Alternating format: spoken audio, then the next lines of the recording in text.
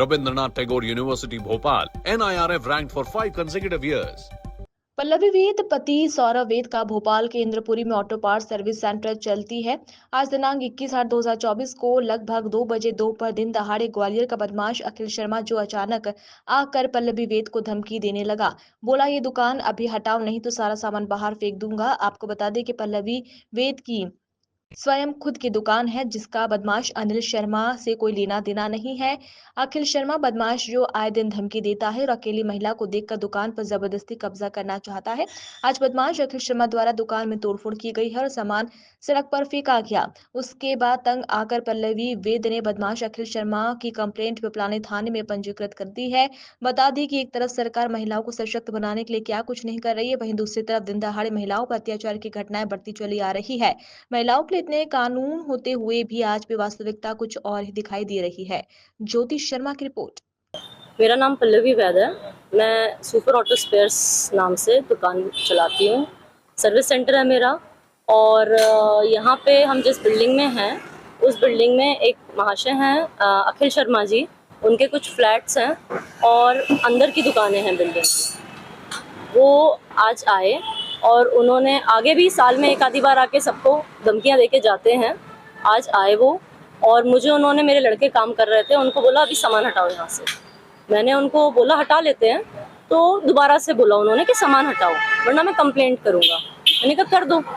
तो उसके बाद उन्होंने कहीं कंप्लेंट करनी शुरू करी और यहाँ पे सामान फेंकना शुरू कर दिया। टूल्स का डब्बा फेंक दिया। पर ये तो उनका है नहीं ना, ये तो आपकी ही दुकान है ना। ये दुकान हमारी है और ये जो एरिया है पूरा ये कॉमन एरिया है ना। और ये तो है नहीं है कि सिर्फ हमने आगे करा हुआ है। आप साइड में देखें या इधर देखें, और ये कोई भी चीज़ हो, आपको मेरे साथ ऐसे बदतमीजी करने का, गाली गलौज करने लगे यहाँ पे आके बदतमीज। और खुद के यहाँ लड़कों को बिना, जो इनके फ्लैट्स हैं उसमें लड़कों को बिना वेरिफिकेशन के फ्लैट्स दे देते हैं। ये देखिए अभी भी सीवेज चोर है इनका। हम लोग अपने पैसे दे के पूरा करवाते हैं खर्चा इनका। उसके बाद बीच में एक केस हुआ था लड़कों का, उसमें भी आग वाग लगा दी थी लड़कों ने अंदर। वेरीफाइड नहीं थे वो टेनेंट्स इनके। लड़के क्या कर रहे हैं क्या नहीं, कोई वॉच नहीं है। एक मैनेजर गुंडागर्दी हमेशा से हो जाता है कि साल में एक आधी बार आते हैं। हमारी दुकान में एक टाइम पे आग लग गई थी तो कहते तुम्हारी वजह से मेरा ऊपर का खराब हो गया, एक काम करो 60,000 दे दो। दिए नहीं हमने, पर आके ऐसे अपने तेवर दिखाते रहते हैं ये।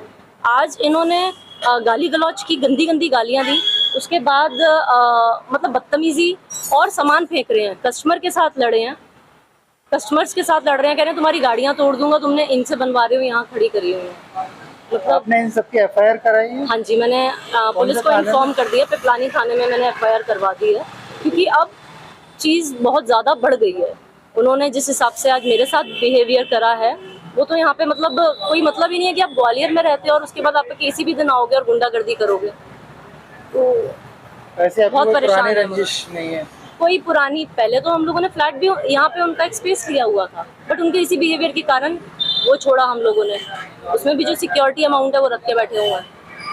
तो वो इसी तरीके के हैं। या तो बोलिए, या सब चीज़ें बर्दाश्त हो जाती हैं कि चलो एक बिल्डिंग में एक लेडी के साथ आप आके गाली गलौज नहीं कर सकते, आप उसकी दुकान का सामान फेंक नहीं सकते। ये जो अधिकार है ये प्रशासन के पास ही है ना।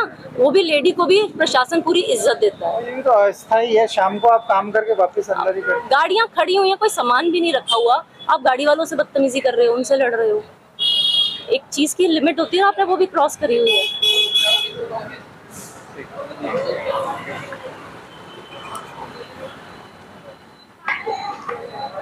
वो सर से कंप्लेंट यार है कैसा और ये पहले वहाँ फेंका सामान है, एफआईआर की कॉपी ली है, ऐसी एप्लीकेशन आप शेयर कर दो।